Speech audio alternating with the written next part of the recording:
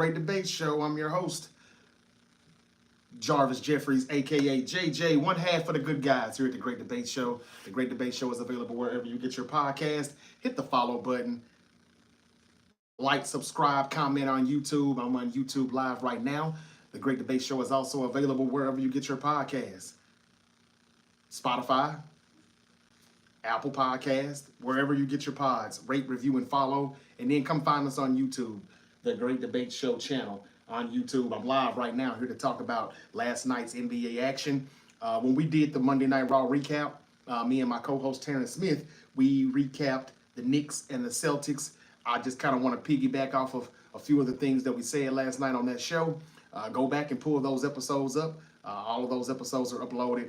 Mainly, most of them for the past month or so would be in the live section because everything has pretty much been live streams for us. But what I didn't get to do was talk about the Minnesota Timberwolves and their win over the Golden State Warriors last night. We wrapped it up a little bit before the game ended, but we kind of knew that the Timberwolves were going to win. I got 1 out of 2 right last night. I said that both road teams would win last night, and the Celtics proved me wrong, and the Warriors proved me right because they did lose, but the Warriors could not get the win. I mean, I knew the Warriors would not win. What am I saying? The Celtics proved me wrong by losing, and the Warriors proved me right by losing. So here we go. Both of those games from last night are at 3-1. The Knicks are up 3-1 over the Celtics, and the Timberwolves are up 3-1 over the Golden State Warriors. So what does that mean now for the NBA playoffs? What does that mean for the Western and Eastern Conference right now? People are already putting the New York Knicks in the NBA Finals. I'm sure the Indiana Pacers have something to say about that. What do you think? My co-host Terrence Smith, a diehard, long time Knicks fan, he has the Knicks in the finals now that they have took a 3-1 series lead on the Celtics. Are we overlooking the Celtics? Are we counting them out too soon? Well, Jaylen Brown put the S on his chest, put the cape on, and just straight up go Superman and, pull this out, win this series. Who knows? I don't think that's possible, but it's possible, right? Jason Tatum had an injury last night. He left the game. We talked about it last night. It looked pretty severe, and the way he grabbed his foot or the back of his ankle, it looked like it's what we saw happen to Kevin Durant back in the 2019 NBA Finals with the Warriors, his last game as a Golden State Warrior, as he went down with an Achilles injury, and you could literally see it pop. And that was it for his run in Golden State, and the Toronto Raptors won the NBA championship that year. We didn't see the injury like, if that's what it is, an Achilles tear. We didn't actually see it like we saw KD's, but he went down immediately and grabbed it. A non-contact injury, all the same. For whatever reason, these always happen when it's no contact. You just do something hard, put some pressure on it, and it pops. I'm not saying it's an Achilles injury, but that's what it looks like. Is the MRI going to happen today? And we're going to find out. You know Jason Tatum is done for the season, for the playoffs. The Celtics, which means they're probably done. Probably. I'm not saying they won't win Game 6, but to win Game... I'm sorry, I'm not saying they won't win Game 5. But to say they're going to win Game 5, 6, and 7, I just can't see it. And if they do, the Knicks don't need to be in the Eastern Conference Finals. But is it fair to go ahead and say that the New York Knicks are probably going to the NBA Finals? I think the Indiana Pacers and Pacers fans would have something to say about that. My co-host Terrence is a Knicks fan. He's already said they're going to the NBA Finals. Should we do that? Hell, there's some people even have them already winning the NBA championship. Now that they're knocking out the defending champs, people think they'll cruise through the Pacers because they don't have the same injuries they had last year when they played Indiana in the postseason. And they've added a Mikal Bridges and Karl Anthony Towns, who was not there last year either. These are the things that have people thinking that the Knicks are in the NBA Finals already. I don't want to be disrespectful and say that because the Pacers are a damn good team. They are young. They can run the floor. Be prepared to do all of that. On the flip side, though, people think the Pacers has been a little bit lucky. You know, they got the Milwaukee Buck team that didn't have healthy Dame Lillard. He came back from the bad health that he had with the blood clot, and then he tore his Achilles. And, well, now they're going up against a Cleveland Cavalier team that finished #1 in the East, but they had a few games where they missed players like Evan Mobley, DeAndre Hunter, and Darius Garland. All three of them missed game 2, I know for sure. So, not trying to take anything away from the Pacers, but some people think that they've been a little lucky, and their luck is about to run out when they see the Knicks in the Eastern Conference Finals. But could the Knicks, if they make it to the finals, could they beat OKC? Could they beat Minnesota? That's the question. Well, I know OKC needs to get past Denver first, but they probably will. They're supposed to. On paper, they do. And if they do they get to the finals, though? Who can the Knicks beat the Timberwolves? Some people will say, yeah. Wouldn't it be ironic if the Knicks and the Timberwolves played each other in the finals? Everybody said that the draft lottery pick was rigged last night. They will be screaming rigged if we get Karl-Anthony Towns with his new team, the Knicks, versus his former team, the Minnesota Timberwolves, and the same and vice versa for Julius Randle. He would be playing his former team, the Knicks. That would be crazy, right? EYF. I'm just going to say EYF. Thank you for joining me here in the Great Debate Show on YouTube Live, saying yeet. I got to get one back at you. Yeet. Hope all is well with you, and I hope you're having a terrific Tuesday. There's Carly in the building saying, yo. Thank you for joining me. I'm here to talk about the Knicks. Is it disrespectful to say that they're going to the finals and they're just going to, finish the Celtics off, bypass the Pacers, and go to the finals? And if they do, can they beat a OKC? Can they beat a Minnesota Timberwolves or the Denver Nuggets? Can they do that? The New York Knicks, wow, this is crazy. This is something. Never in a million years would I think it. But I did say, when we made our predictions earlier this year, and I said, I guess Boston will be in the finals, since everybody wants to shoot me when I say, are they really going to repeat? And everybody's like, yeah, Jay, who's going to beat them? So I just kind of took people's word for it and said Boston, OKC. Give me them in the finals. Now, if OKC gets there, I would get 1 out of 2 right, but I'm not going to get Boston right. I highly doubt that now. But I did say, as I made that prediction, that I damn near want to put the Knicks in the NBA Finals, but I'm going to wait until the NBA returns to NBC. It just feels right. It just seems right. Knicks, Pacers, we're about to get them in the Eastern Conference Finals more than likely. That takes me back to the old NBA on NBC vibes, those days. Michael Jordan will be on NBC as a contributor. It's just that feeling, man. And I said, you know what? I'm not going to put the Knicks in the finals just yet. I'll wait till they move to NBC later this fall. Well, at the time when I said it, I said next year. I'll wait. Looks like, and I do this a lot. I'm either a year too soon with my predictions. I'm usually a year too soon. This time, I'm a year too late because I paused on making that prediction, that bold prediction that it would have been had I said I got the Knicks in the finals. Everybody would have laughed at me. And even my co-host Terrence Smith, the Knicks fan, was like, nah, I'm not a Cowboy fan. I'm not that delusional. I'm not going to do that. That was his exact words. But I almost put the Knicks in the finals this year, and I know almost doesn't count. But that's how much confidence that I had in the Knicks after making that trade for Karl-Anthony Towns, me knowing what they need him for, and it's not as much as Minnesota needed him for. And not only that, Mikal Bridges, he's been so huge for them since the trade deadline. He really has. His defense, clutch shots, mid-range scoring. I mean, what is it not to like about the New York Knicks right now? And I wouldn't say that they're a Cinderella team, but beating the defending champions when nobody expects you to. Well, Perk did say that it was going to go 7, but he still didn't say that the Knicks would win this series. Now he's saying he wouldn't be surprised if they win the whole thing. What do you think? Will the Knicks get to the NBA Finals? Are we not putting enough respect on the Pacers' name?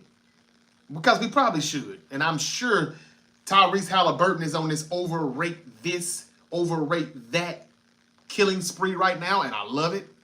And everybody's playing hard, and they're running the floor, and you're going to have to come with it.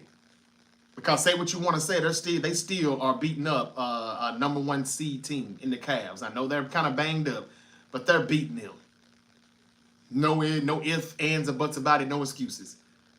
Can Big Body Brunson and the Knicks go to the NBA Finals? And if so, do you like their chances against any other teams left in the West? Or do you think that they could only beat the Denver Nuggets because they don't have enough depth? They don't have enough size? Or do you think that they could only beat the Minnesota Timberwolves, but they can't fuck with OKC? I don't know. Some would say that they can. Some would say that the Knicks have a good chance of beating any of these teams that are left. So we'll see. We'll see. The Mavericks went to the finals last year. They didn't even make the playoffs. Well, you know why. The Lakers are gone. The Warriors are about to be gone. Who do you like here? What I do like about this season so far, the NBA playoffs, how it's all unfolding, is that it's wide the fuck open. It's wide open for anybody to win. It would be great to say OKC Thunder, NBA champions of 2025. I ain't got no problem with that. A small market team winning the championship, congrats if they do. But I would much rather like to see Anthony Edwards win the championship. I'm more of an Ant guy, you know. But if OKC won the championship, to me, that's no different from my Memphis Grizzlies making the finals and winning the championship, although that'll probably never happen. But, you know, maybe one day. That's similar to that, though, if the Thunder was to win the championship. I have no problem with the Timberwolves winning the championship. I have no problem with the Knicks winning the championship. I have no problem with the Indiana Pacers, a small market team, winning the championship. OKC, Indiana, man, that would be great. And that would be a great way to show the fans that the NBA is not rigged. Even though we kind of know that's a lie.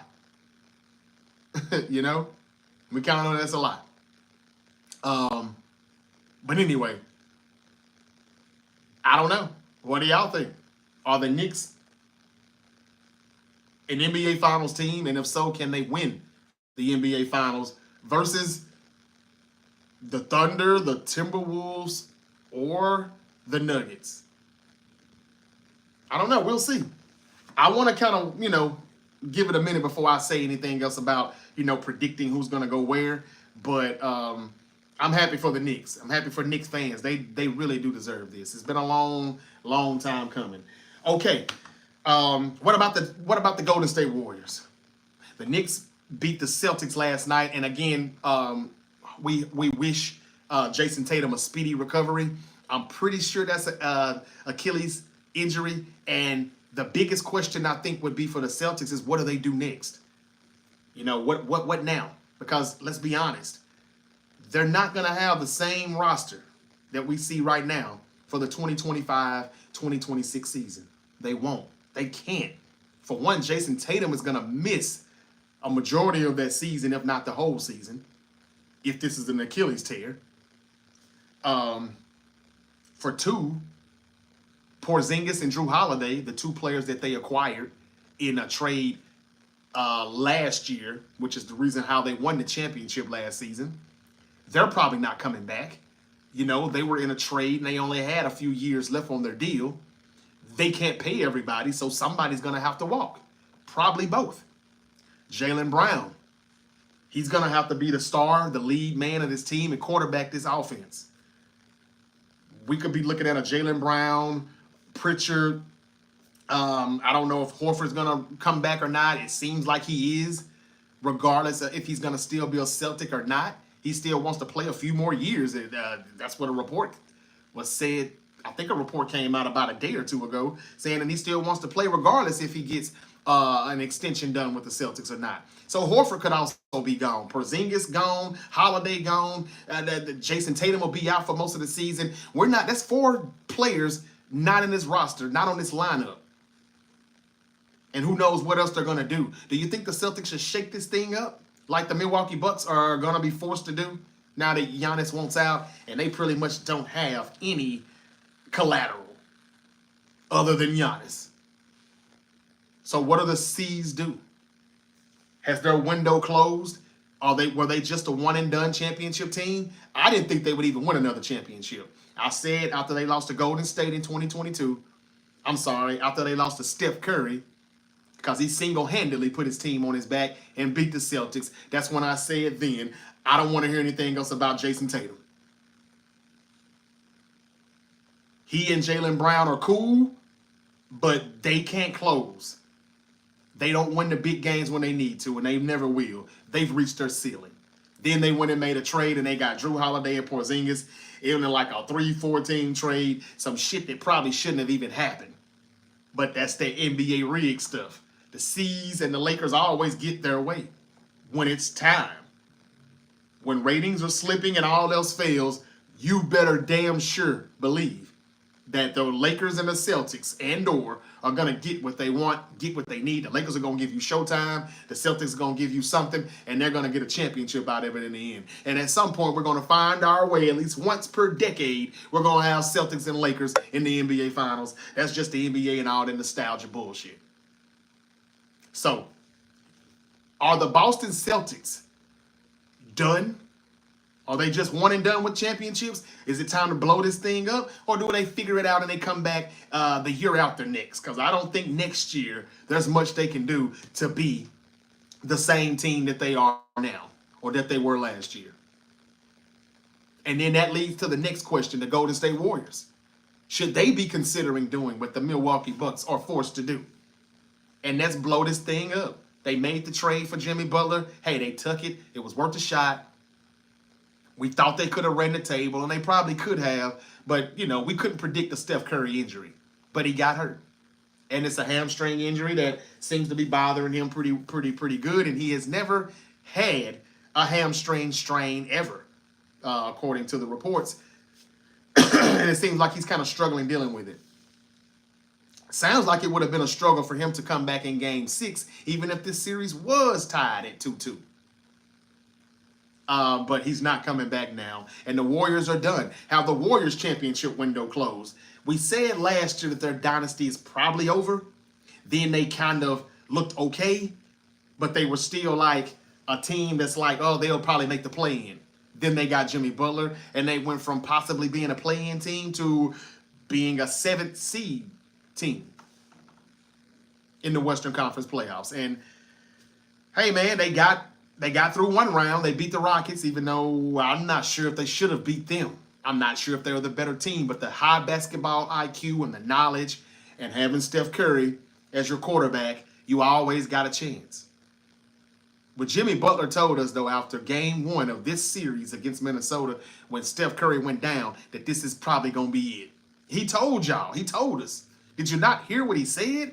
He was like, man, we just lost Batman, and this is gonna be hard. We're gonna have to really come with it, and man, we just lost Batman. This ain't gonna be easy. He basically told us, y'all, that's it. We were gonna have to give it all we had, blood, sweat, tears, and wheel our way to victory, even with Steph, because we're small. You know? And, you know, depending on who we're playing against, sometimes we lack depth as well until Kerr just decides to just say, hey, I'm going to unload the bench. Let me try you out. Let me see what you got. Let me see what you got. He's going to empty the bench to figure out what he needs and who, you know, he can continue to play in a series. And credit to him for that. But they've just been too small. And small ball has shown this season to not really work when you want to win and be dominant. And so that's why you see the teams that have the bigs, like the Minnesota Timberwolves, winning. Indiana Pacers, they've got a big, winning. Still playing. And not that the C's don't have a big, but Horford is this close to the retirement line. Porzingis was a non-factor. I don't know why, but he was. You see, the reason why I picked the Celtics to repeat championships, or at least go back to the finals, is because I saw Porzingis last year in the finals, and I looked at him and I was like, damn, these motherfuckers can't be beat. And he has a lot to do with it. It's just too much. Drew Holiday locking down my boy Kyrie. I'm like, oh my God, this, I can't take it. This is just too much. So, you know, like, we didn't see that though from Porzingis. Whatever this illness is that they're talking about, what was it? They said that it was draining him. Like he dealt with a lot of fatigue. So maybe he wasn't 100%. I don't know. But they lost. And for you to blow 20-point leads repeatedly throughout the series, lose games that you should be winning, they don't deserve to be in the Eastern Conference Finals or the NBA Finals. So what do? I think they may need to think about blowing it up. Why not? You're not going to be the same next year. Tatum won't even be playing next year at all. If he does, it'll be late. It'll be 2026 before you see him. And they can't pay everybody, so Holiday and Porzingis more than likely doesn't stay. I don't know what Derek White contract looks like, but Jaylen Brown, he's gonna be carrying his team. And I just don't think that's gonna be enough. The Warriors, hey man, they tried the Jimmy Butler thing. He did get extended, he got paid. So Jimmy Butler will be back. Or do they trade Jimmy Butler? He got 33 in game 3. He only had 14 in game 4. They needed more from Jimmy Butler. A lot more. And that didn't happen. It's amazing how important Steph Curry is to the Warriors in that offense. They're nothing without him. They can't get a good shot. They can't get good looks. You know, like the Warriors, one thing about them, they always run a system. It doesn't even look like they got a system without Steph Curry, though. You know? So maybe Steph Curry is the system, not James Harden. Remember James Harden said that shit a few months ago, talking about I am the system? No. Look at the Warriors without Steph Curry. It looks like he is the system because they're still trying to run that system and it doesn't look like anything without him. That's why Steph is a top 10 player all time. And I struggled putting him on my list until he beat the Celtics in 2022. And now looking at him now, he's so valuable. So valuable. I know that hurts for Warrior fans, but at least they know they weren't really defeated. You know, the injury from Steph, it really took a lot out of them. I don't know if they would have won this series or not with Steph, but they damn sure didn't have a chance without him. We can see that. I still kind of worry about the Wolves, though, because I expected it to be a blowout. All of these games should be blowouts without Steph, but it hasn't. These games have been close. So the Warriors probably could have ran the table had they had Steph. I don't know. Do they run it back or do they make changes? Do they say, Jimmy, it was cool, we tried it, but we're going to trade you? Do they have enough draft picks and assets to trade to Milwaukee for Giannis? Could they get him? Or would the Warriors have to do what I know Warrior fans would not want to hear? But how many years do you want to continue to play with Steph Curry, who is damn near passing his prime here? You know, his best years are behind him, even though he's staying in shape. He put on some muscle. And so, you know, like, he can play a little longer than it looked like he would play. Injuries looked like it was going to be a concern. He would always kind of get hurt before they start winning these championships. But now he's been healthy for the most part. How long do you continue to try to build around Steph? How much time does he have? Or do you say what the Lakers should be saying and trade away your superstar so you can try to start back over and rebuild what you built in 2015 when you won your first championship in 40 years? And I know it sounds crazy to say, trade Steph Curry? Why the hell would they do that, Jay? I just said why. How long would it take to put a championship team around Steph in Golden State? You probably could bounce back quicker if you just traded Steph away and let Steph go get another ring or two elsewhere, and you just have to rebuild or renovate. Well, no, they've already tried to renovate the house. That didn't work. My 49ers are trying the same thing this year. They didn't burn the house down completely. They're just renovating it. But some of the best material things in the house, we still got. You know, like Christian McCaffrey, Fred Warner, George Kittle, Brandon Ayuk, Nick Bosa, Trent Williams. We still got some good furniture in the house now. But it's that top part that they're renovating. The Warriors are doing the same thing, or they need to do the same thing. They've kind of done the renovating part. You know, what's his name? Wiggins, they let him go. Kuminga's there. Buddy Hield is there. Jimmy Butler, they make a trade for. That was the renovation. Now it may be time to just blow this whole thing up. Let's build another house. And the best way to do that is trading Steph Curry. I know it sounds crazy, but I'm just trying to, and I'm always looking down the road at the bigger picture. You know who else was looking at a bigger picture? Nico Harris. I'm so happy for that brother right now. I really am. He took a lot of shit. He took a lot of shit after he traded Luka Doncic to the Los Angeles Lakers, to the competition, in the same damn conference. Last night, he laughed his ass off, I'm sure, at all of the haters, at all of the naysayers, at all of the doubters. Mostly Mavs fans. I would like to know how the Maverick fans feel right now, knowing that they actually have found the replacement. And according to the internet, everybody seems to think that this was the plan all along. Okay, we'll trade Luka to LA if you're going to guarantee I get that #1 lottery pick. And we can replace Luka with Cooper Flagg. This has been the plan all along. And there's an NBA exec that's already saying it. No shit. We know. But I'm still happy for Nico Harrison and the Mavs because, man, they got a lot of shit thrown at them that they didn't really deserve. After the first week, that shit should have cooled off. And let's continue to play ball. Let's see what Kyrie and AD can do. Let's stop acting like Kyrie is chopped liver. Let's stop acting like Kyrie didn't help get the Mavs to the finals. The Mavs wasn't going to be an NBA Finals team without Kyrie. They weren't going to be an NBA Finals team without the addition of what's his name, PJ Washington, and somebody else that they ended up getting. But those two additions were the reason why they looked much better. But when Drew Holiday was able to take Kyrie out of the NBA Finals, what did the Mavs do? What did your boy Luka do? Who everybody was like, oh man, we let Luka go? Y'all act like he won 5 championships for you. He ain't even won one. And he had his chance because they focused on Kyrie. They took Kyrie out of this series. They didn't take Luka out of the series. But he couldn't do enough to get them the win or the championship. So they traded him away. I'm happy for Nico because Nico Harrison can say, fuck you, fuck all y'all. That's what he can say.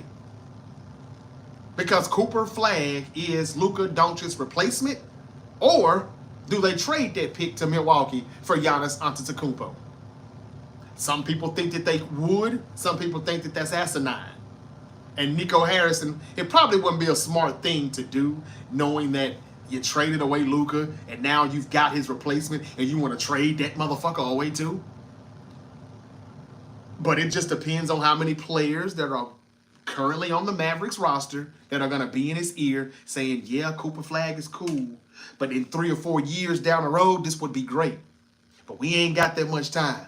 If we got a 2-3 year window, we need Giannis now. We need Zion Williamson now. Or we need KD now. Or can we get Booker and Beal? If we send Flagg and some picks and, maybe one player over to to Phoenix. I don't know. This is very, very, very tricky here. This is going to be the talk of the NBA. This is going to be the buzz, and the rumor mill is going to be insane for the next month until the NBA draft and we hear that first draft called out. Now, I don't know if the Mavericks would draft Cooper Flagg and then trade him, or if they would trade the pick before the draft even happens to let us know, hey, man, the Mavs ain't going to draft him. They're going for a big player. Who is that? Well, wherever they send that pick to. And more than likely, it would be Milwaukee. I'm not saying they should do it. I'm not suggesting it. I'm not predicting it. I'm just saying last night was just a lottery pick. It wasn't the draft. All that means is that the projected #1 pick, Cooper Flagg, is going to be picked at #1. But by who? That's the big question. What's up to Al? Al Fanbula in the building says Cooper Flagg over Luka, though? I don't know. I don't either, man. None of us do. None of us do. I've heard comparisons of Jason Tatum when it comes to Cooper Flagg. I've heard comparisons of Christian Laettner when it comes to Cooper Flagg. Or maybe or hopefully he's somewhere in between, though. Not really sure which one he will be, if either. There's some people that think he's just got bust written all over him. It won't be that he's not a good player. It could either be injuries or it could just be the wrong fit, wrong team, wrong scheme. It could just be some wrong things. And if he had a guy drafted by Charlotte or by Utah, yeah, we could probably agree to that. And we could have excuses to make for him, but no excuses if you get drafted by a Dallas Maverick team that was in the finals last year and could have very well gotten the 8th seed had Kyrie not gotten hurt. Had Anthony Davis was able to play immediately. He got hurt as soon as he was acquired too. And then he came back and played a few games. I think the Mavs are fine with Cooper Flagg if he's who everybody says he is. I don't know. I got to watch some film on him, man. I didn't watch college basketball last year at all until March. I'm not going to lie. I didn't do any college basketball talk until March Madness. I just ain't really big on it anymore these days. And but if Flagg is who everybody says they is, my brother's a Duke fan. He says he's the truth. He said he's explosive like LeBron James. If he's explosive like LeBron James, then trading that pick away would be crazy. It would be dumb as fuck. But again, there's some people that may think he's got some more developing to do. We can win now. But we thought the Mavs could win now before they even got that lottery pick. So what's the need to trade Cooper Flagg? Let him develop. So what? We can win while he's on the bench learning and coming off the bench getting small minutes and working his way up to playing more minutes. By the time we get to the postseason, he ain't a rookie no more. He may be ready. Who knows? They're going to play a lot. They're going to play deep. I would like to think into the playoffs. Even with Cooper Flagg, I think the Mavs could be favored to win the West next year. But you just don't know if Kyrie and Anthony Davis is going to be in Nico Harrison's ear, in ownership ear, saying, man, go on and get Giannis, man. Y'all can get Cooper Flagg, man, 5 or 6 years, 7 years down the road when he is really a star by then. Maybe, who knows? But we think we can win right now, and just imagine how good we'll be with Kyrie, AD, and Giannis Antetokounmpo. Oh, my God. Klay Thompson is still there on in the backcourt. Kyrie's in the backcourt. You got AD and Lively in the front court. Oh, man. Giannis and AD, however way you want to put it. Lively coming off the bench. That sounds sick. Or what if they said, no, we need more offense. Go get KD or Booker. I'm just saying, there's a lot of players that could be up for trade this year, like Kevin Durant, Zion Williamson, Ja Morant, even though I hate to say that as a Grizzly fan, Devin Booker, possibly Bradley Beal, and of course Giannis Antetokounmpo. That's 6 stars. And sometimes it will be hard for me to think that the Mavericks won't think that one of these 6 players that could potentially get traded this offseason is better or isn't better than Cooper Flagg.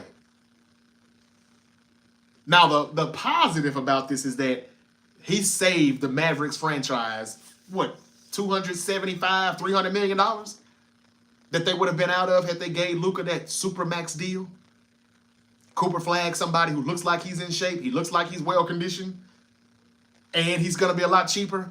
It makes sense to hold on to that pick and draft him. Yes, it does. But if they can afford a Giannis contract, a KD contract, a Devin Booker or a Zion Williamson or a Ja Morant, they would try to do it.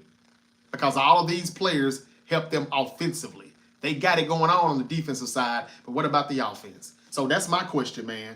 Is it time for the Warriors and the Celtics to do what the Milwaukee Bucks are about to do? And I think you have to do like Bill Belichick used to do when he was in his prime, when he was still good at being a head coach in the NFL. He always let certain players go a year or two early before we all saw it like, damn, he washed. No, by the time you saw it, you be like, oh, Belichick knew that shit.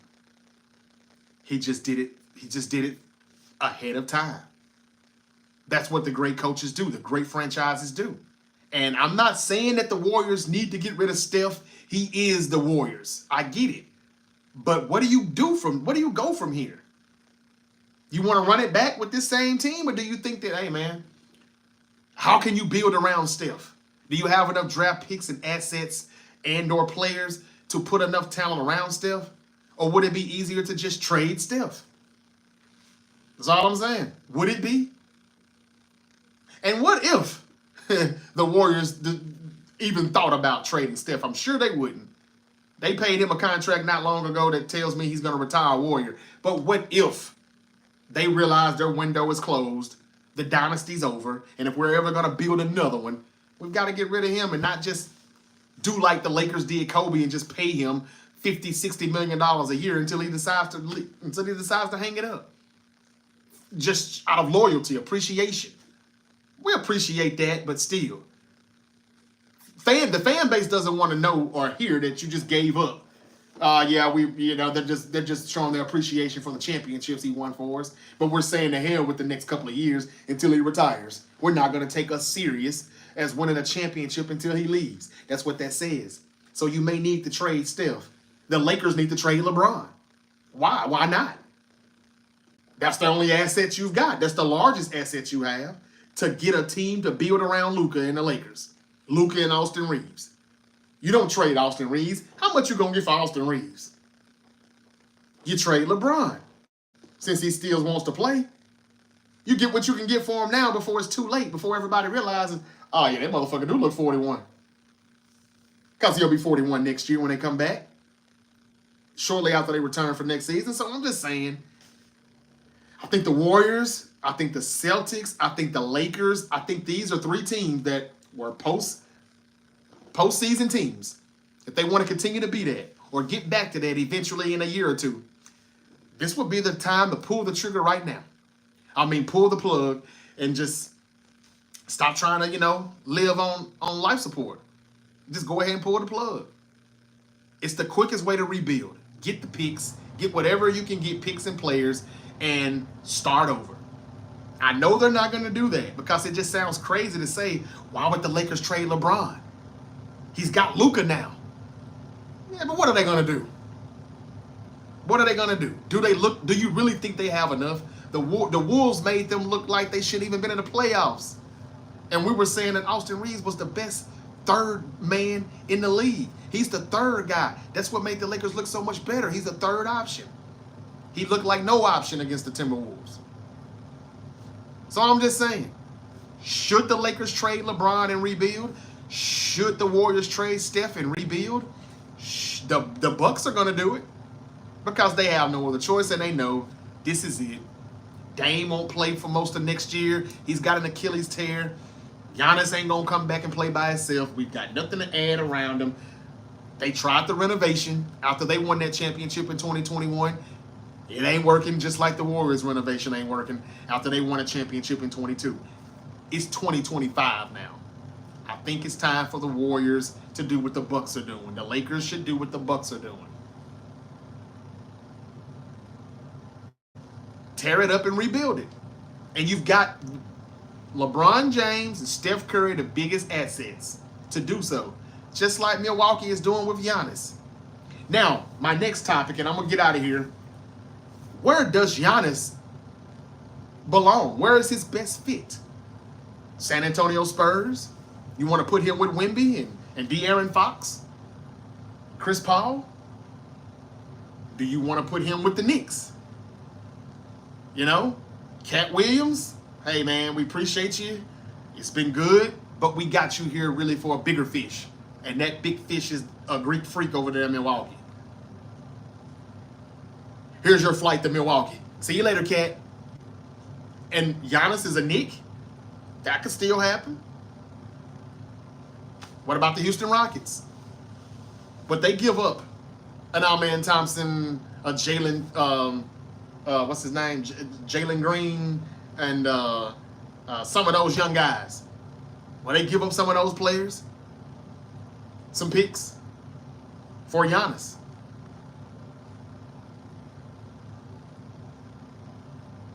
And that's a huge question. Where will Giannis go? He's going to go where it's a fit.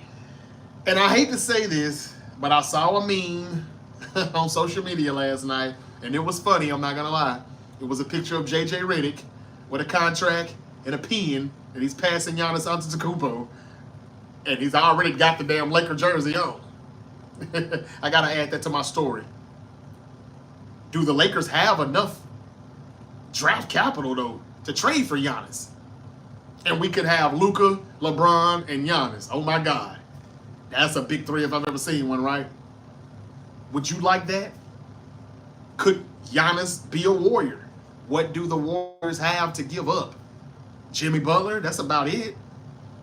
Maybe Kuminga. I take that back because Kuminga, he's getting his stock up a little bit now since he's finally since Kerr finally decided to play his ass. So you could probably ship some stuff together, put it in a package, and ship it on and say, hey, can we get Giannis? But, man, not like Dallas, because they got that pick. So in my book, they got all the power. They got all the power. Let's see what's Al talking about here. I'm live on YouTube. Al said, I feel you.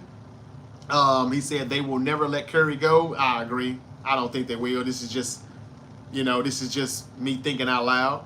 But honestly, I know they won't, but they should, because all they're doing is just pretty much exhausting all of their options, and they don't have many left, trying to still win this thing and keep this thing together with Curry and Draymond and whatever else we could put around it. It may be time to blow this up. Draymond is another asset. What am I talking about? People would love to still have Draymond, right? He shows he can shoot threes again a little bit. We know he can facilitate the offense a little bit, hit you with some speed, speed up the pace or whatever.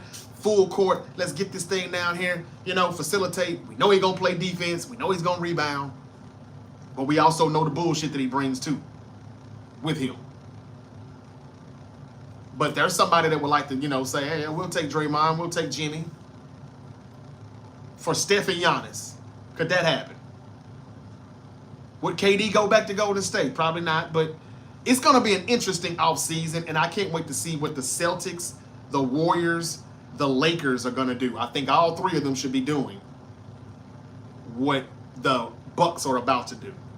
And the Bucks are only doing it because Giannis is forcing their hand because he wants out. Al said, I see the Lakers trading LeBron before the Warriors trade Steph. Yeah, I can see that too. But only because they got Luka now.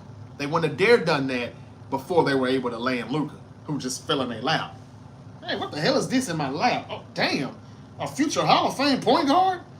Like, what the hell? That's why everybody's saying it was rigged. Give the Lakers Luka and we'll give you Cooper Flagg in the draft lottery pick. The ratings are bad. We need to do something. And boy, did they shake things up when they done that. They had us talking about that shit for 2 weeks, and we were going into Super Bowl week. And it got to like that Friday before we finally said, hey, we got to talk about the Super Bowl.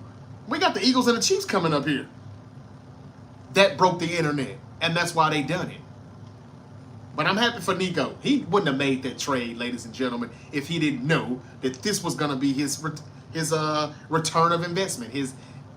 They were going to return the favor like this. He knew it. He knew it. Because they can't explain to us how a team with a 1.8% chance to get the number one pick actually gets the number one pick. How did that work? How did that ball scramble or play around in that thing, and then they said, they don't even show us that. When they play the line, they show us the balls and the number. But I agree with you, Al. I definitely think that the Lakers would trade LeBron before the Warriors would trade Steph. How do you think Cooper Flagg is going to do in the NBA, though, next season? That's the big question. Before we can say anything about should the Mavs draft him or should they trade him for Giannis or Zion Williamson, how the hell is Cooper Flagg going to be in the NBA? How will he fare? Can he really replace Luka? Is he really that good? Is he really that good? KD should go back to the Warriors. Yeah, he should.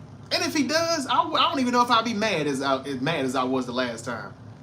I don't even know if I'll be mad. Because I've already said his career will be remembered for one thing and one thing only.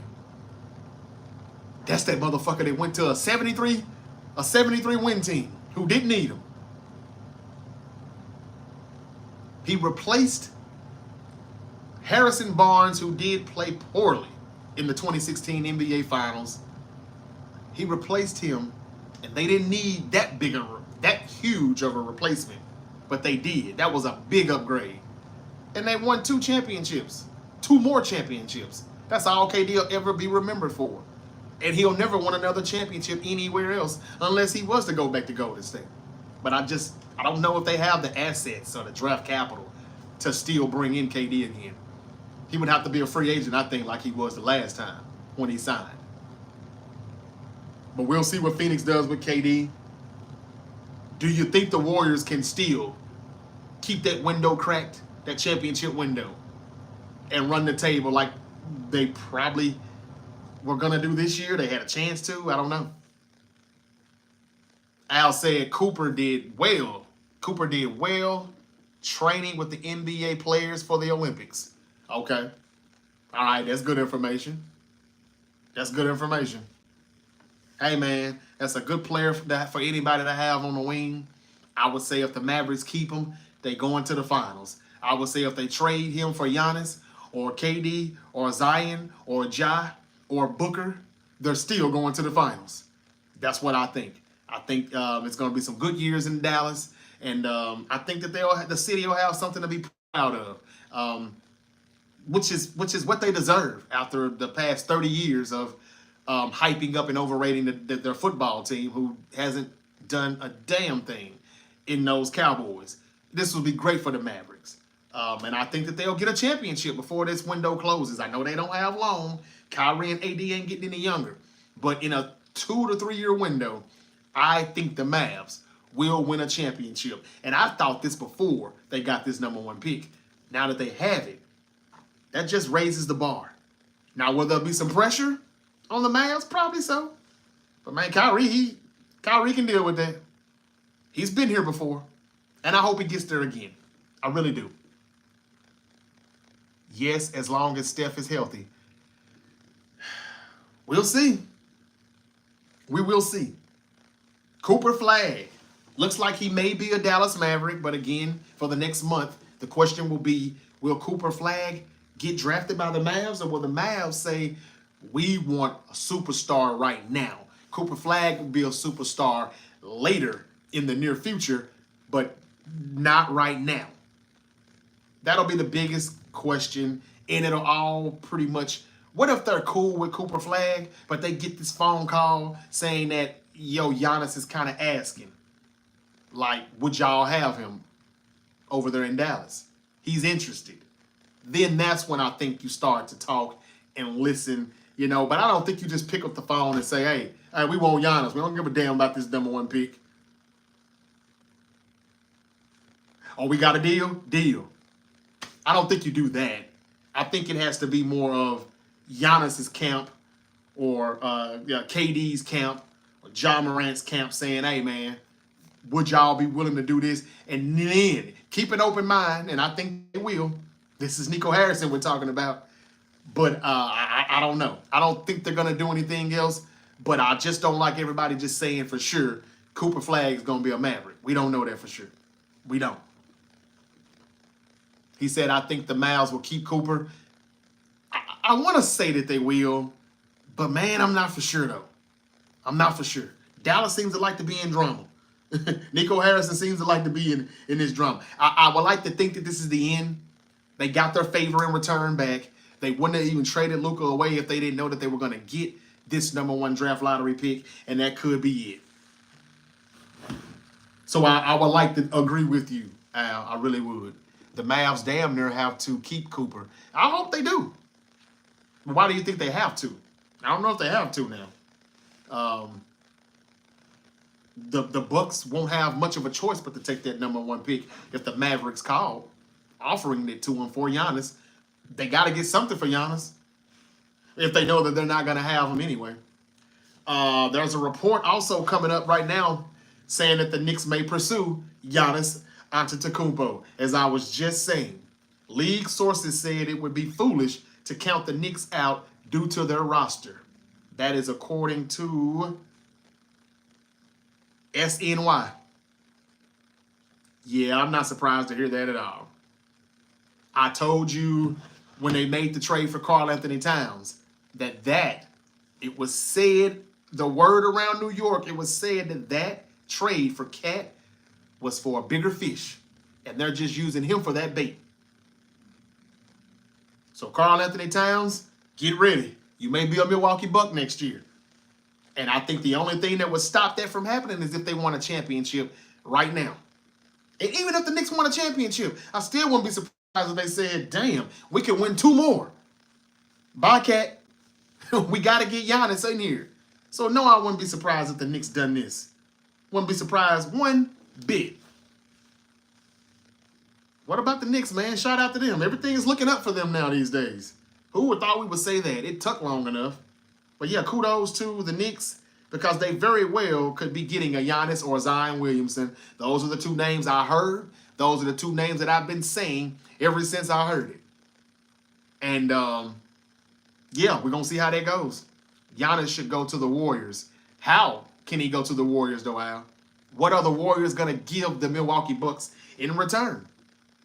Everybody wants Giannis to be a Warrior. Why is that? Is it because of Steph? Y'all want Steph to win more championships, or you're a Warriors fan? Why does everybody want Giannis in Golden State? I wonder where Giannis wants to go. That's what I want to know. I'm pretty sure it's going to be something that we're not predicting, something that we don't see coming at all. It usually is.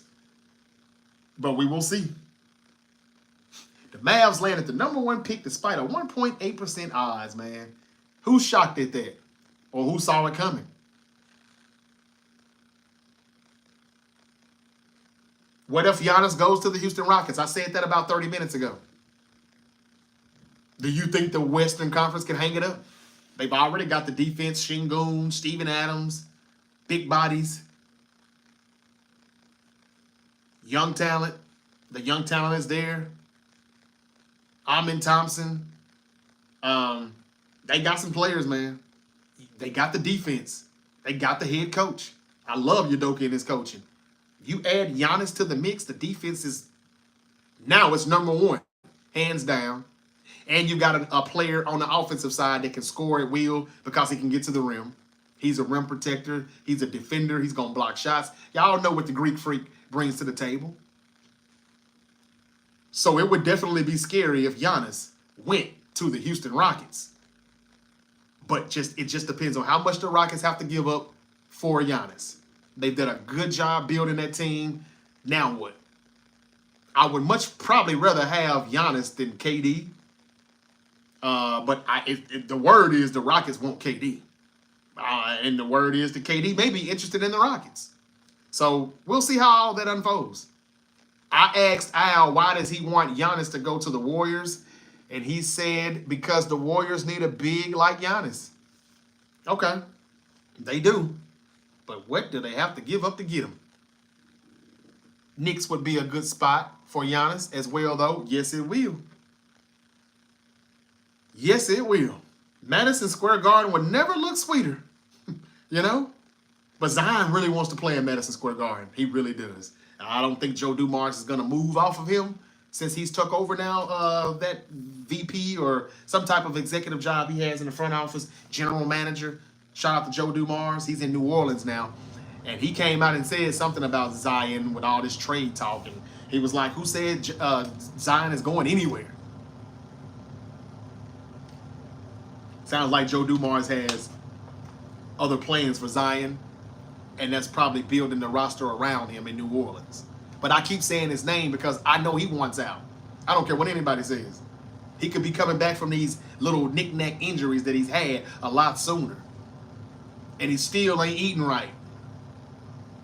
I would like to see how that contract is working out because some of that is in the contract. He showed up in good shape, but then by the time we got the All-Star weekend, it was like, all right, he done broke the Twinkies out again, hadn't he?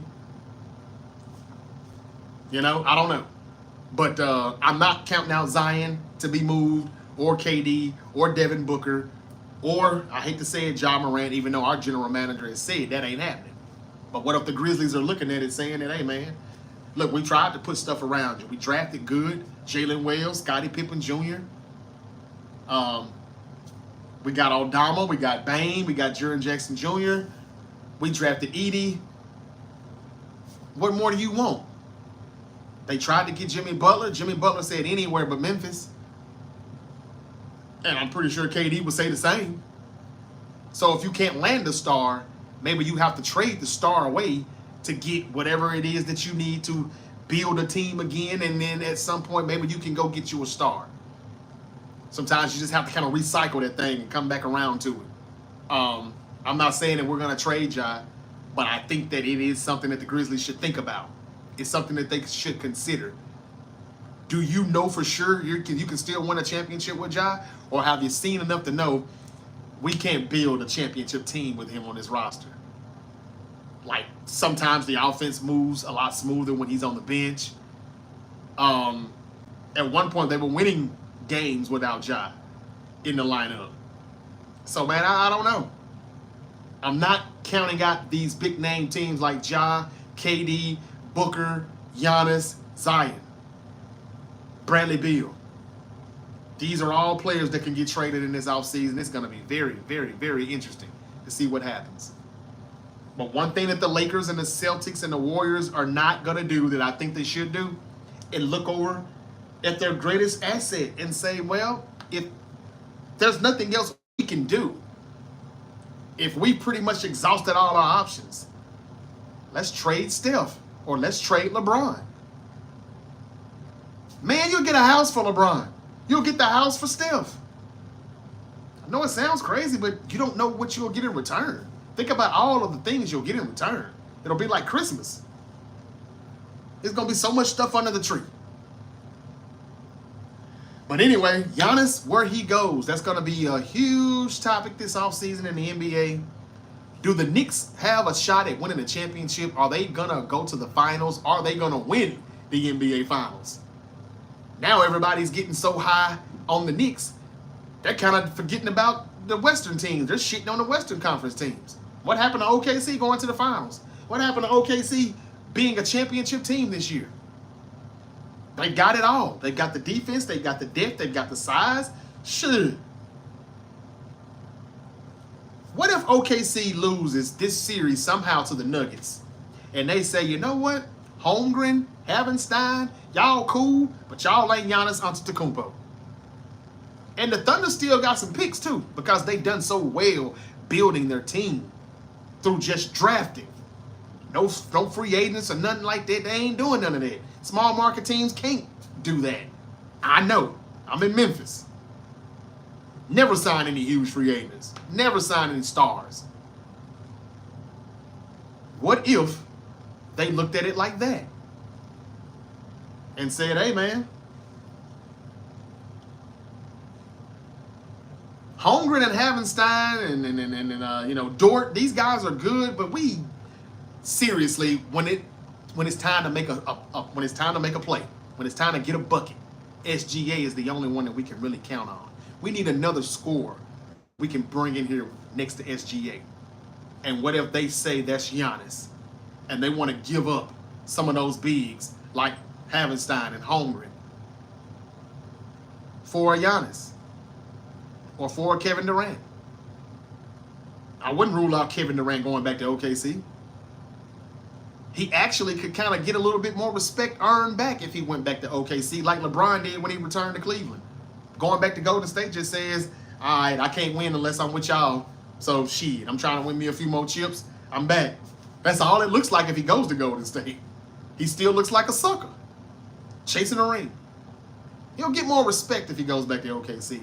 I'm just throwing out scenarios, y'all. I don't know what's gonna happen, but it's fun to kind of play, this fantasy booking right now. What's gonna happen? Who's gonna go where? Celtics and the Knicks. Knicks have a 3-1 series lead. Is that series over? Who wins tonight? Nuggets and Thunder. Game 5 in OKC. SGA is averaging 33.5 points per game at home. Whew. This postseason, wow. Or did that say this season as a whole? Either way, that's still astonishing. But I'm going to get up out of here. I've been here for about an hour. My time is about up. Want to say hello to Kevin, who just joined. Shout out to Kevin, man. Thank you for joining me. He said, G to Golden State Warriors, 3 championships coming. Okay. How? What are they going to do that? LeBron the team don't want him. I've already talked about LeBron possibly getting traded. That's what the Lakers should do. They won't do it, but that's what they should do. I've already discussed it. I've talked about all of the teams that should be moving on from their superstar because they're not going to really win by hanging on to them and not able to put anything around their superstar. That superstar is just there to sell tickets. That's all. To keep them relevant. That's all that the teams will be holding on to the superstar like LeBron James for. The Warriors holding on to Golden State. Holding on to Steph Curry. It's not just loyalty like we appreciate the chip that you gave us. So we just gonna say, fuck it. We ain't gonna win no more until you leave. But we gonna keep giving you a majority of the cap space. And because we appreciate you. No, that ain't how it's supposed to work. You pay people for what they are about to do, not for what they've already done. You can't keep giving him a boatload of money because of what he did in the past. And I know Steph is still that dude. I'm saying that if you can't afford to put what he needs around him to be a championship team again, then go ahead and send Steph somewhere else where he can be on a championship team. Okay? How about that? But I'm with you though, Kevin. LeBron is old, and the Lakers may not want him. They got Luka now, and they're going to build around him. And I think the best way to build around Luka is getting rid of LeBron. He also says LeBron need to go retirement. He does. I agree. Especially when they start making excuses saying that, well, LeBron is 40. He was gassed. But when he's doing good, it's like, wow, he's doing all of this and he's 40. But when it's bad, but he's 40. How should you blame him? He's 40. Man, get the fuck out of here. I agree. If you that gassed and stop playing. Nobody's making you come back. For what? Do you really think the Lakers are a championship team? What are you coming back for? To keep stuffing stats? To play with 2 of your sons instead of just 1 of your sons? What are we doing here? He also says this is Steph NBA. Steph is worth too much. This is Al now saying Steph is worth too much. He brings in too much money. I agree. Even if they not winning. I know, that's what I just said. If they don't move off of these superstars, it's because they want to stay relevant and they want to keep making that paper.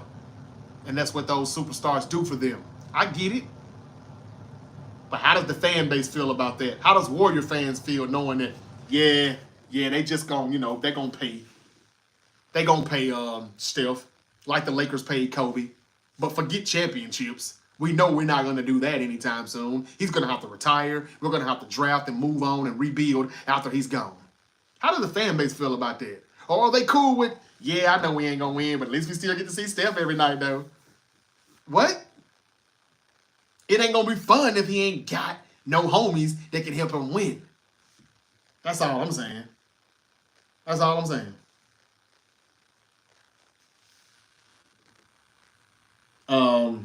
That's all I got, ladies and gentlemen. The Great Debate Show is available wherever you get your podcast. Rate, review, and follow on Spotify, Apple Podcasts.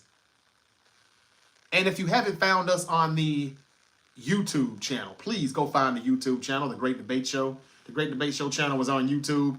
Hit the thumbs up button for me, please, while you're stopping by. It really does help me out in the algorithm. If you could give me a thumbs up and drop a comment. I would appreciate it. A lot of people it's hard to find the Great Debate Show here on YouTube. And I think it's probably because of lack of subs and just not a lot of engagement going on with the audience. But I appreciate you all here, Al and Kevin. Thank you all so much for coming in.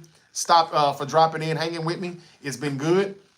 This has been a pretty good NBA playoffs. I'm pretty hard on the NBA these days. And a lot of people in my comment section, they think it's a dead product. But this postseason has been all right. We've had more games where it's getting chippy.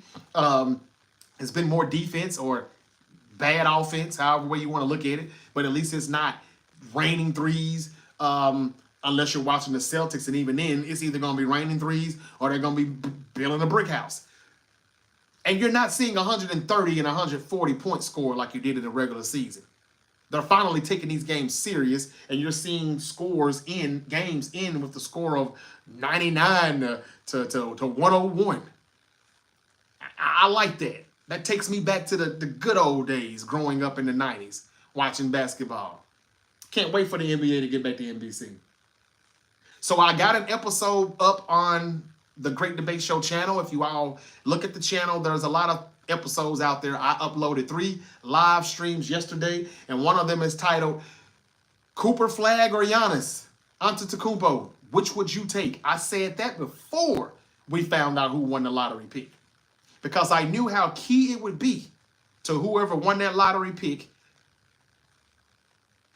knowing that lottery pick and Giannis coming out saying that he is, looking for a way out. He's looking for a better fit with someone else outside of Milwaukee. Ironic how all that happened at once when that news broke, those developing stories. I'm like, okay, I see where we're going here.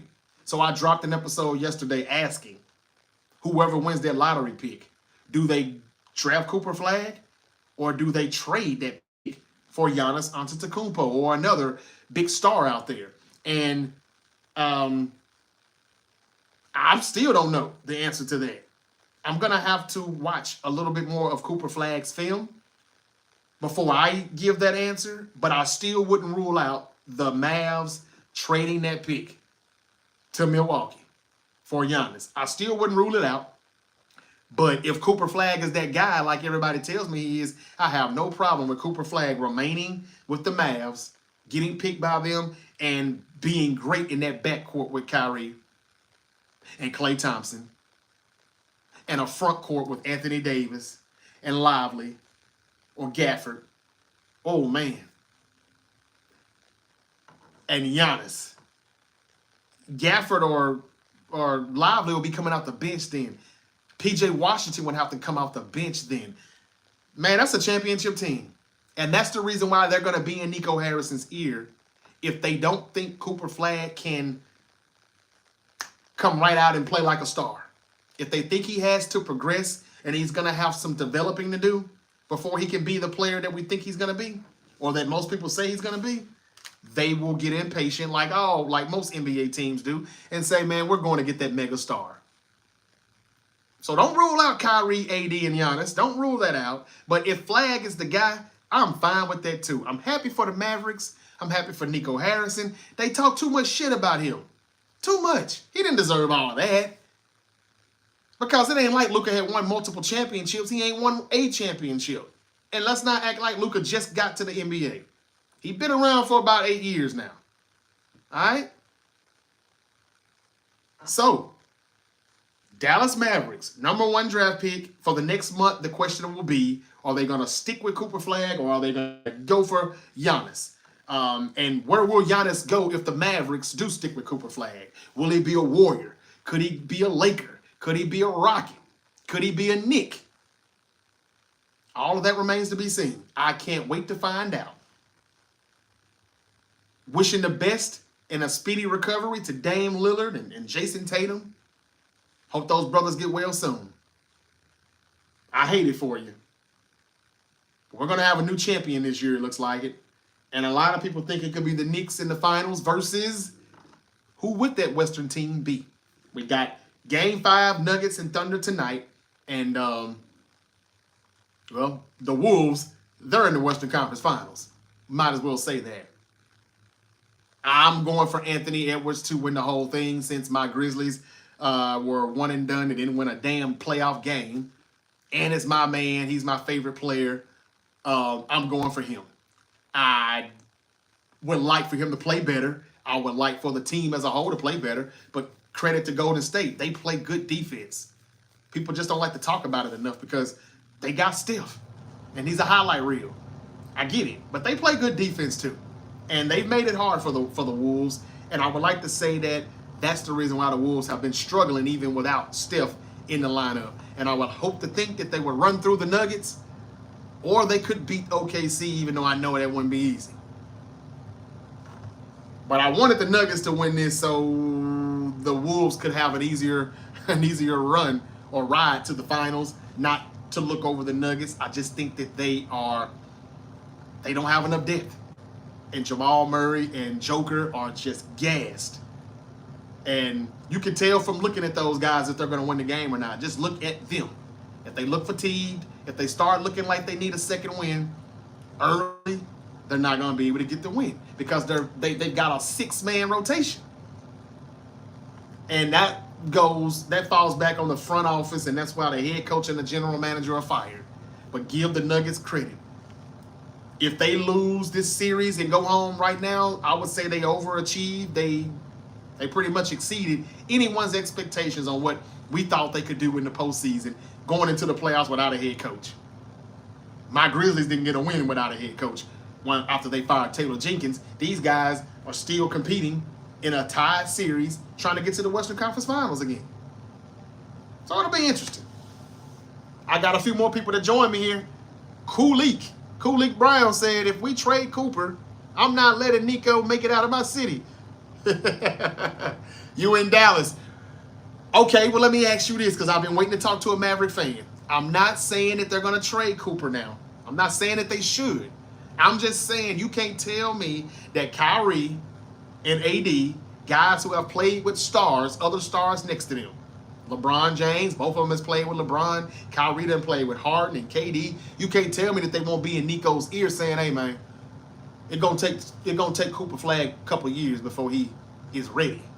We only got a couple years for this championship window. We need to go get Giannis right now. I'm not saying that they won't do it, but it's gonna be discussed, and that's what we're gonna talk about and hear about for the next month. That's what we're gonna hear for the next month and a half until the NBA draft. But I feel you though, Kulik. I understand. But y'all lay out for Nico, man. He did what he was told to do.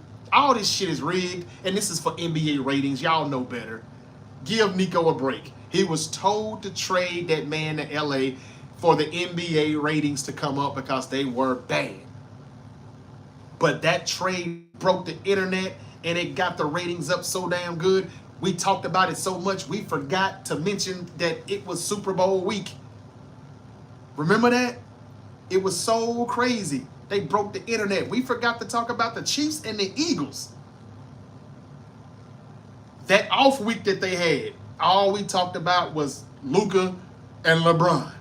Luka to LA. What the hell? What are they thinking? Why did they do it? And then we were like, oh yeah, shit, we got a Super Bowl coming up this Sunday. We got to talk about that. Who's going to win Super Bowl? That's what it was like. So that's why they made that trade. Nico Harrison doesn't make that trade if he doesn't know, if he's not guaranteed that draft lottery pick that he already fucking knew he was going to get. And in his eyes, he thought that Cooper Flagg is Luka's replacement. And it saved him $300 million because he wasn't going to pay Luka that damn Supermax deal. So now you got Flagg a lot cheaper, and he's in better conditioning, and he ain't overweight, he ain't fat, and he can get back on defense. If Flagg can do all of those things, then you upgrade it, really. In a couple years, anyway, it's going to look like an upgrade. So, my question to you again, though, Kulik, do you like the move? Do you like Cooper Flagg being your pick? Are you comfortable with it? Would that satisfy you? And would you forgive Nico? Because this is pretty much Luka's replacement. And if you think that he is that dude, then all is well, right? Give me your answer on that before I get off of here, Cooley. If you're still here, please, I would like to know. Ace has joined us. What's up, Ace 97? He said the Spurs might make a move to get Giannis with the second pick. Yeah, I think they will. They got the second pick and the 14th pick. So they're going to load up both of those things, put it in a box, maybe put one of their, if they got a 3-and-D guy or somebody on the bench. What's the guy that has the gold hair or whatever? Maybe they throw him in the box too, wrap it up real good, nice and shiny, ship that shit to Milwaukee. and they go get Giannis. I would not be surprised at all. My brother's a Spurs fan, so I would love for this to happen for his sake, for Wemby's sake, for Pop, the GOAT. I would love for that to happen. Good comment, Ace. Thank you. He also says, I was wrong about the Celtics in 6 or 7. Dang. Yes, you were. But I predicted the Celtics to go to the finals. So was I. So was I. But I'm glad, because I hate the Celtics. So I'm glad that they're losing, though. I almost picked the Knicks to go to the finals this year, but I said OKC, Boston. I was really listening to other people in my ear saying, ain't nobody beating Boston, Jay. Leave it alone. Why you want somebody to beat the Celtics so bad? I was like, yeah, but Cleveland, they got a good roster, though, man. You don't think Cleveland could do good? You don't think Indiana or the Knicks going to make some noise? They was like, nah, Jay, ain't nobody beating Boston. So I kind of just said, all right, fuck it. I don't feel like debating with people on why the Celtics are not going to repeat. So I went with the easy answer, and I said the Celtics. Give me the Thunder in the West. I may be wrong on both of those picks, but it looks like I'm definitely wrong with the Celtics. But I'm glad to be wrong, because I hate them. Ace also said if the Mavs make the move for Giannis, they still need a playmaker. Huh? Kyrie's a playmaker, ain't he? Is Anthony Davis not a playmaker when healthy? Klay Thompson can still knock down some shots, can't he? You know, he'll never be the old Klay Thompson, but, I mean, he's still all right, right? Say that again, man. If the Mavs make a move for Giannis, they still need a playmaker? Maybe that don't sound so crazy, though, because I'm not a fan of Giannis like that. But I wouldn't say he's not a playmaker. It's just he can't shoot. And I never take people serious if they can't shoot in the NBA.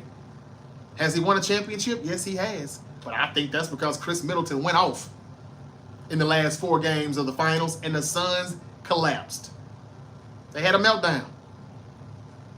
I know that sounds like I'm throwing shade at Giannis and I'm discrediting him, and I apologize if that's what it sounds like, because I'm not trying to do that. I'm just not the hugest Giannis fan. I'm not the biggest fan.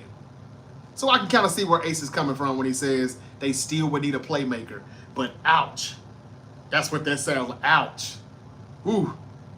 What do you think? What could they add then if they done that? I don't really know who else they could add after they give whatever they got to give up to get Giannis, who you're saying is not a playmaker. Could you tell me why? Could you give me your thoughts on why you think they would still need a playmaker? What is it that Giannis is lacking? You're probably going to say the shooting like I just said.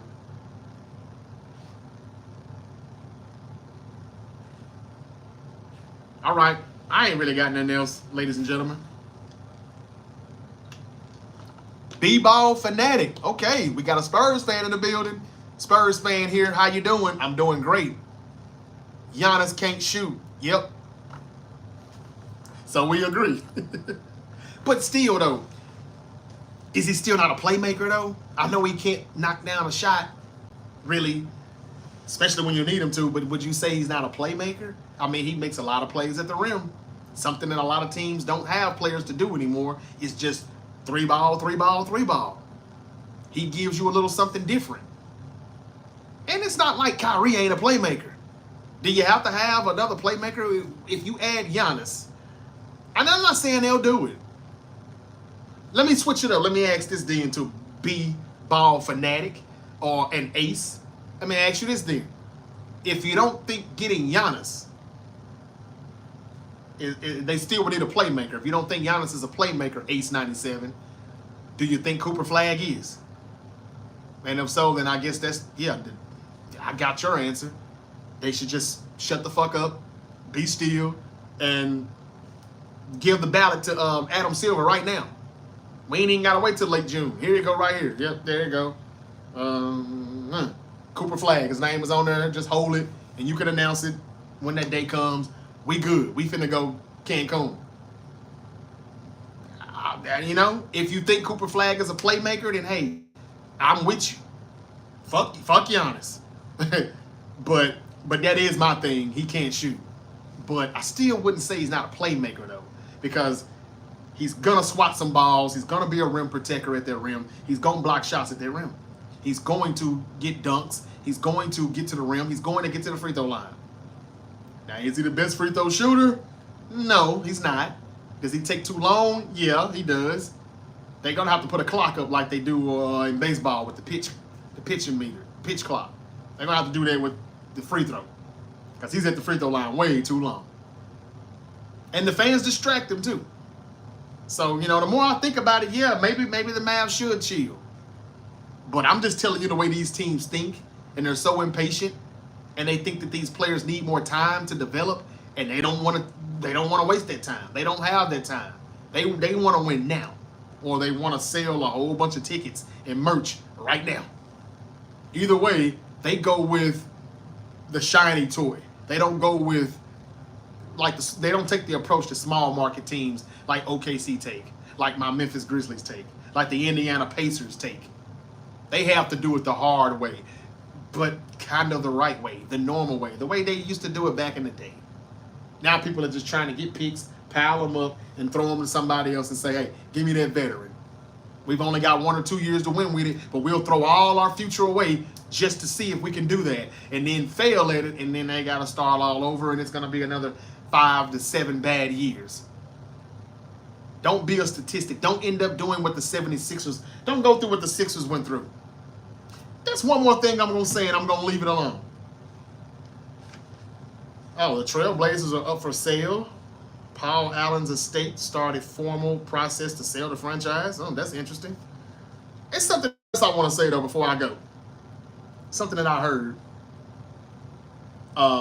this morning on ESPN. Daryl Morey, general manager of the Philadelphia 76ers, said that if Joel Embiid comes back, he's going to come back better than ever. Something like that. Like, he's going to be better. He's going to be, I don't know. He just seemed to be real confident if he comes back. He's going to tear it up. That's what Daryl Morey said. Earlier, that's what I heard him say. But there was one thing that I caught that I thought that was odd when he said that. He said, if Joel Embiid returns. Go back, go look that up, please, and tell me what you think about it. Daryl Morey said, if Joel Embiid comes back, he's going to tear it up. And the first thing I thought was, what the fuck you mean, if? Now, the 76ers, I know people don't probably want to waste their time talking about them, but the Sixers could have been in the same position the Mavericks are in had they got that #1 pick. They're going to be at number 3 behind the Spurs now in the draft. But had they got that #1 pick, you tell me Cooper Flagg in the backcourt with Maxey and Embiid and Paul George, you're going to tell me the Sixers wouldn't have made a hell of a turnaround after the season they had this year? Oh, man. Would have been bananas.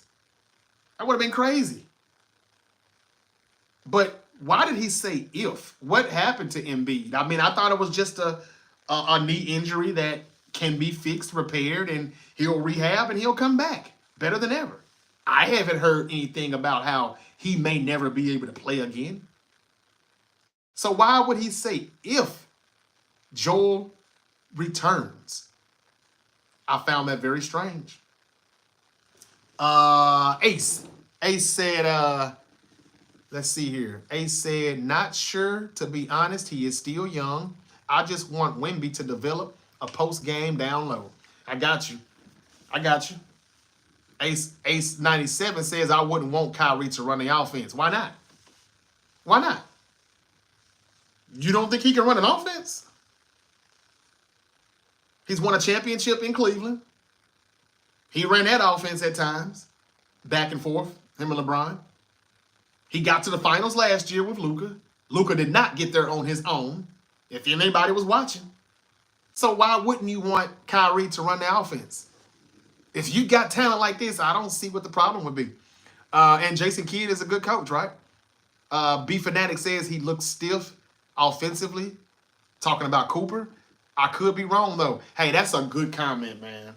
Somebody else told me some shit like this the other day. They was like, he's got bust written all over him, man. I hate to say it. And he's kind of scared to say it because he was surrounded by a bunch of Duke fans. And he just thinks that he is, like, He's got bust written all over him. My co-host Terrence Smith last night, when we was recapping Monday Night Raw and talking about the Knicks win, his Knicks who won, he even said that Cooper Flagg has Christian Laettner written all over him. And he didn't mean that in a bad way. He wasn't throwing shade. He was just saying that Cooper Flagg could be good, but I don't know. Christian Laettner was just kind of drafted by the wrong team, or he was in the wrong situation. It wasn't enough built around him. I don't know. I'm not trying to make excuses for Laettner either, but he didn't turn out to be the superstar that people thought he would be when he left. What if Cooper Flagg is Christian Laettner? That's a good comment, Ace. Not a lot of people are saying that out loud, but there are some people thinking exactly what you just said. And yeah, he does look stiff, but we know why he looks a little stiff. He ain't a brother. That's all that is. But hell, Luka looks stiff. Luka doesn't look fast or none of that. And shit, we know what the boy can do. He can ball. So will that be a factor or not? I don't know. But I'm not judging you at all, B-Ball. That's actually a good comment. And I wish more people would say it out loud instead of just telling us that he's the next Larry Bird, the next great white hype. He may be. But what if he isn't? I don't know. And that's a question that the Mavs are going to have to think about for the next month and a half. Because if he isn't, if they agree with B-Ball Fanatic here with his comment, they're going to get Giannis. Point blank, period. Ace also says the Mavs can sign Chris Paul to run the offense if they trade for Giannis. I don't think Chris Paul is going to go anywhere, though, because they're going to go for Giannis over there in San Antonio. But yeah, they could. There's a few other people out there, I'm sure, that they could get that you're more comfortable with running that offense.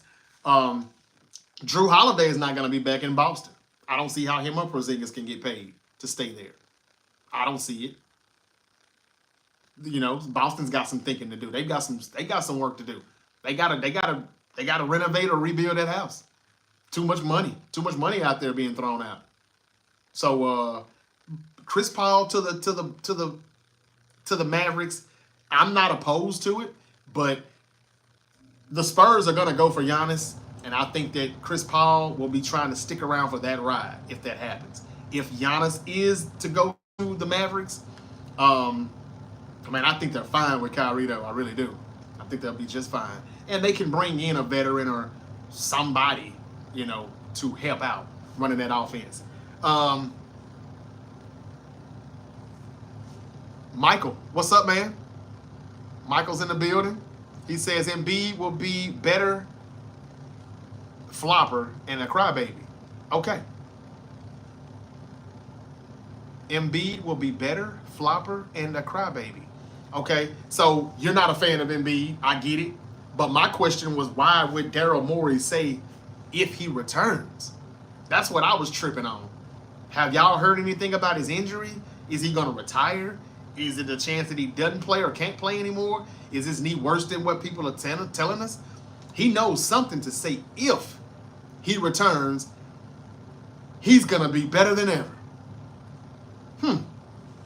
Just wonder how they would. If the Sixers had got this draft lottery pick, you can't tell me the Sixers would have made some noise too. Can't tell me they wouldn't. Ace says he know deep down it's over for Embiid. Maybe he does. Maybe he does. And if that's the case, what the hell do you do if you're Daryl Morey and the Sixers? You ain't really got no assets. You can't trade him if he's done. So you can't get a Giannis. You can't get a KD. What do the Sixers do? Paul George is sitting over there looking like, damn, I messed up. Didn't want to leave LA, but they didn't want to keep me. Now I'm stuck over there in Philly. Maxey, same thing. Who would love to have Maxey right now? Who would love to take Maxey out the Sixers' hands? That's their only asset, probably. I don't know who's giving up a lot for Paul George, but maybe Maxey. Yeah, I'm with you, man. Maybe you're right, Ace. Daryl Morey, the general manager of the 76ers, must know. He must really knows that Embiid's time is up. It's over. Alfredo in the building. What's up, bro? Good to have you back. He says Giannis to San Antonio with the exclamation points. My brother would love that comment. He's a Spurs fan. I think they're definitely going to go for it.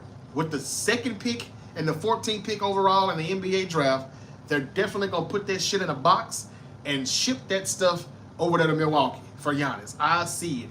Giannis and Wemby. Somebody in the comments earlier said they would love to see Wemby play in the post a little bit more, low post. I agree. But if you can add Giannis, would it really matter? Would it really matter? Because Giannis can be down there in the post, and then you double him, you kick it out. You can kick it out to Wemby's big, tall ass. Because he can knock that shot down outside. So can De'Aaron Fox. So can Chris Paul. Pick and roll with those guys, Wemby and Giannis, oh my God. That could be scary. And the more and more I'm talking and reading your all comments and chatting with you all, and I appreciate you being here with me. I've been here for 90 minutes and y'all still rocking with me. I appreciate it. Thank you. If you haven't subscribed, please do. You know anybody else that would like this show, like to hear good content, somebody breaking down sports, giving his analysis, his opinionated comments, man, share the Great Debate Show channel with them. Rate, review, and follow. Hit the notification bell. Thank you for hitting the thumbs up. If you hadn't, please do. It helps me out with the algorithm. The more I talk to you all, the more I'm starting to hope that the Spurs get Giannis too. I'm not going to lie. They need him. They deserve him. And it would be better than him going to a team that's already jam-packed with stars, like the Lakers, the Warriors. I don't want to see that versus the Spurs or him going to even the Knicks, because the Knicks don't get to have that type of fun like the Lakers and the Celtics have had. Miami Heat. All these teams that have had these big twos and big threes. The Clips, the Suns, the Brooklyn Nets. New York Knicks have never gotten any piece of that pie. They would love to have some fun. So don't count out the Knicks. I read that earlier. NBA reporter or NBA insider or something like that said they wouldn't count out the Knicks pursuing Giannis. League sources said it would be foolish to count out the Knicks due to their roster. I told you that's what Karl Anthony Towns was brought in for, just for a bigger bait. And now they got him, and now they see a bigger bait, and they're going to throw that bitch in, and they're going to try to pull Giannis. Cat, get ready. You're probably going to be a Milwaukee Buck. But if not, I would love for him to be a Spur. I would love it. Anything to give my boy CP3 one more last chance at getting a championship. But I had to take him out of my all-time NBA top 10 list because everybody told me, Jay, he ain't got a championship. And we all know he would have had one had he been traded to the Lakers. But I'm not tripping on that either, because the Lakers, they always get their way. So that was the one time that they didn't get their way. All's well ends well. But I'm with y'all, man. I kind of want Giannis to San Antonio too. Paying point guard, paying PG all that money wasn't a good move. He's talking about the Sixers. Doesn't look like it was. But if we had got Embiid to play all season, I don't know how that would have looked. B-Ball Fanatic, just subscribe, bro. Thank you. Thank you, brother. I appreciate it. I appreciate y'all. He says, here's a fun fact. My father and I were at Game 3, Mavericks, 2014, when Vince Carter made that three. And all I can say is the Mavs fans were classy, telling us to have a safe drive back to San Antonio. Wow. Yeah, that's what's up. That's what's up. So, are you a Spurs fan, B-Ball, or Mavs? Game 3, Mavericks, 2014, Vince Carter. Vince Carter sure was a Mav for a minute, wasn't he? That's what's up. Spurs fan. Okay. Man, that's what's up. Ace 97 says, imagine if the Knicks win the finals and then somehow get Giannis. New York will go crazy. That's what I said about a half hour ago, man. I said they could win a championship now and still get Giannis. First I said Karl Anthony Towns is the asset that they're going to use to go get the bigger fish. That was the report that came out of New York when they made the trade for Cat. Cat would have to win a championship this year with the Knicks. to kind of solidify his spot with the Knicks. And even then, I'm like, I think the Knicks will still say, "Hey, man, appreciate that championship, man. But yeah, we straight. Yeah, we gonna move on, man. It's been nice. Yeah, we gonna get Giannis. We gonna get Giannis. Hey, man, it's colder out there than it is in New York sometimes. But hey, you got your hat, get your coat. Thank you. Wish you the best of luck on your future endeavors. They could still win a championship with Cat and still trade his ass for Giannis. The Knicks it's up for the Knicks, man. It is up. And if they don't win the finals this year, they damn sure will next year if they get Giannis. Big body Brunson, Anunoby, if they can keep all of these people and just trade away Cat and a draft pick or something. And we know the Bucks are going to be pretty desperate because they got to get something for him. They know they're not going to have Giannis play for their team in 2025, 2026. So you got to get something for him. And kind of like the Steelers did when they traded away Pickens, they got to kind of take what they can get. And the Cowboys were the only one dumb enough to give away a third-round pick. Nobody else wanted to give a third-round pick. They laughed at the fourth-round pick. They laughed at them for saying, "Hey, you want Pickens?" I heard people hung up. I'm like, damn, is George Pickens that bad?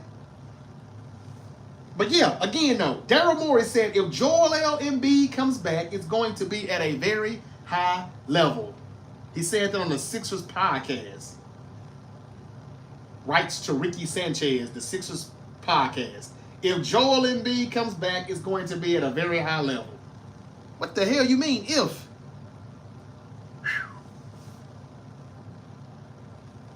Maxey, Paul George, both of those guys are probably going to get shipped. They'll take a ham sandwich, fried bologna sandwich, or some barbecue chips, whatever they can get. They'll take it. They're really about to start over.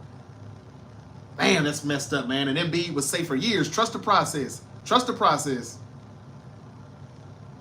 The only chance he had in following through that process was the year that Kawhi had that ball bounce on that rim for like an hour, and then it went in, and they eliminated the Sixers in that series eventually.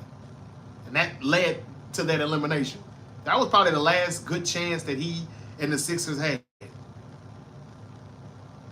But I think Harden was there. And that would be one of the reasons why they probably didn't have much of a chance, because we know how he is and how he folds in the postseason. You know? Ace says, "Dang, man, you treat Cat like a pass around as the GM. That's what they gonna treat him. That's what they gonna treat him like. They gonna treat him like a blunt. Puff, puff, pass." I'm just saying, that's what I heard. Maybe they keep Cat and they trade away Anunoby and somebody, but I wouldn't.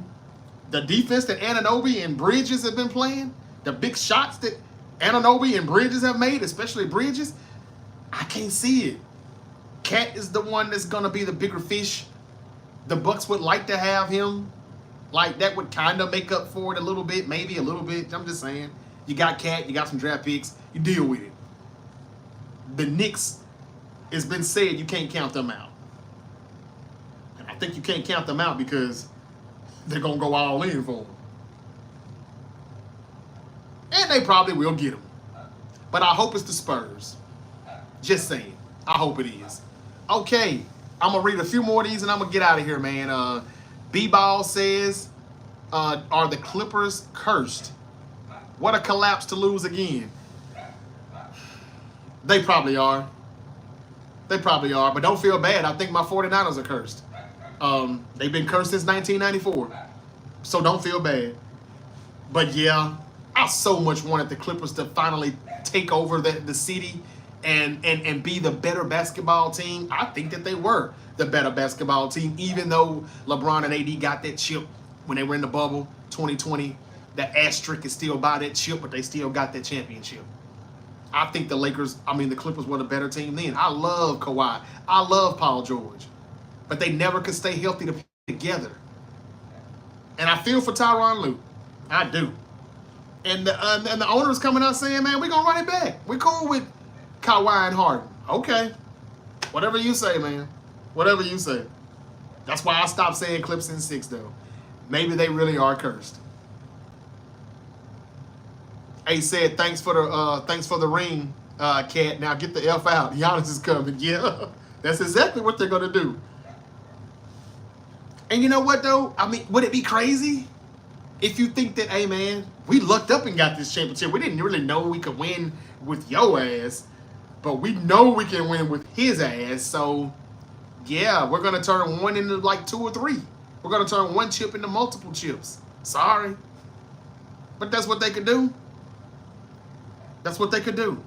If Brock Purdy won the Super Bowl, if Brock Purdy won Super Bowl 58 with the 49ers, with my Niners, 2 seasons ago, would it be crazy to say that, damn, the 49ers are going to trade Purdy? They don't want to pay him? He just won them a Super Bowl. It wouldn't be that crazy, though, because Kyle Shanahan could probably be like, hey, man, look, yeah, we just won the Super Bowl with you, but, man, I won that Super Bowl. My defense won the Super Bowl. My running game won the Super Bowl. All the elite talent around you is what won us this Super Bowl. We can get back without you. We've been here before without you. Remember Jimmy Garoppolo? So we can win this thing without you. We don't want to pay you $50, $60 million. We're going to trade you away, Purdy. Thanks for the Super Bowl, but yeah, we'll pass. Aaron Rodgers, he said he'll play for $10 million. We're going to try him, and we're going to try to see what works. If it don't work, if we're bad as fuck, that's all right. We got a chip out of it, and we'll go for Arch Manning next year. Now, that's not going to happen, and the Niners are going to pay their quarterback, it looks like it. But I'm just saying, had they won a Super Bowl last year and didn't lose in the most embarrassing fashion of all time, Super Bowl history, they lost like a damn walk-off home run in the bottom of the 9th inning, the bottom of the 10th inning. Had they had won that Super Bowl and still didn't pay Purdy, would it be crazy? This is kind of the same thing, even though we didn't win the Super Bowl. I think sometimes teams can win a championship with a certain player and just jump off the bridge, just jump out the window. The Baltimore Ravens, 2012, they won the Super Bowl. Flacco was about to be a free agent, but he went on an unbelievable playoff run, and they win the Super Bowl. Ray Lewis retires, rides out to the sunset. My Niners choke again. That was the first of a few more chokes in the Super Bowl that we had after being a team that couldn't lose in the Super Bowl.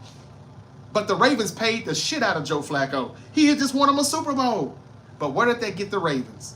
For the next few years, they found themselves lackluster, very limited, because they couldn't afford to play or add any talented players because Joe Flacco at the time was eating up most of the cap space. But you would have said it was crazy if they had said, all right, Flacco, thanks for that Super Bowl. We're going to let you go on and test free agency out. We're going to just sign some bridge quarterback or draft. And Lamar Jackson, this was still 6 years before Lamar Jackson came out, the NFL draft. So I'm just saying, they paid Flacco for winning that Super Bowl. But it turned out to be the bad move, the bad idea, because the Ravens sucked after that. And it took a while for they could, get it back together. But I guess Raven fans just said, oh, well, we won the chip. But they knew the next couple of years were going to be hell, and they wouldn't be too competitive because they gave Flacco all of the money. So, yeah, that's why they could say, thanks for that championship, Cat. But there's your flight to Milwaukee. Giannis will be here by 6. We would like for you to get out of here before he arrives. This will be very, very, very awkward. That's what could probably happen, though. But yeah, man, thanks for y'all comments. Thank you for the likes, and thank you for all the people that subscribe today. And share this with people that like to listen to what I'm doing right here, providing content, talking sports, anything sports. I do this every day, NBA, NFL, WWE. We recap Monday Night Raw last night. I'll be talking about the playoffs until it's over. I'll be talking about the Cooper Flagg drama in Dallas, if they're going to keep him or if they're going to move off of him and go for Giannis. Who will get Giannis? That sweepstakes. We got plenty of content to talk about this summer until football comes back. We'll be all right. Al, thank you. Says he just subscribed. I appreciate it. Thank y'all, man. I'm going to get out of here and wrap it up. Man, the Warriors, the dynasty may be officially over. The Celtics, They weren't even good enough to make it a dynasty. Looks like they're one and done. And the Knicks, whew, it looks like somebody's opened the gates open for them. It's up. Shout out to the Knicks and all the Knicks fans out there. Will Giannis build Spurs? I just hope whatever happens in the end, everybody comes out happy as a fan and can enjoy watching this game that we watch in the NBA. Back in the day, they used to have those commercials saying, "I love this game." And, lately we don't really love it. But it's starting to come back. We're starting to get that feel. That's what the Luka trade was for, to get people back and get them talking and get them watching. And now the Mavs have gotten their return favor with this #1 draft pick. Are they going to roll with Cooper Flagg, or are they going to move off of it and go for a mega star? It depends on how they think Cooper Flagg will be when he first plays in the NBA. He has not done that yet. All right. Are the Boston Celtics done? Are the Knicks in the finals? Will the Knicks win the NBA championship? Who wins tonight between the Nuggets and the Thunder? This will be interesting. What if we have the Timberwolves and the Knicks in the NBA finals? Julius Randle versus his former team in the finals for the championship. Karl Anthony Towns in the finals against his former team for the championship gold. Man, what a coincidence that would be. I'm going to keep saying that until one of these teams are eliminated. What a coincidence that would be. Just like the Mavericks getting that #1 draft pick last night. That was a coincidence too, right?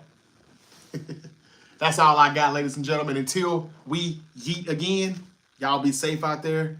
Have a good one. I'll be back tomorrow to talk about the Nuggets and the Thunder. Let's see where that goes. And if the Cavs are eliminated, we'll talk about the Indiana Pacers and what they need to do to prepare for the Knicks, if it's going to be the Knicks, which it looks like it will. And we'll talk about the matchups between the Knicks and the Pacers. Eastern Conference Finals, Knicks, Pacers. We're this close to having that. I've been asking for it and begging for it for about 2 weeks.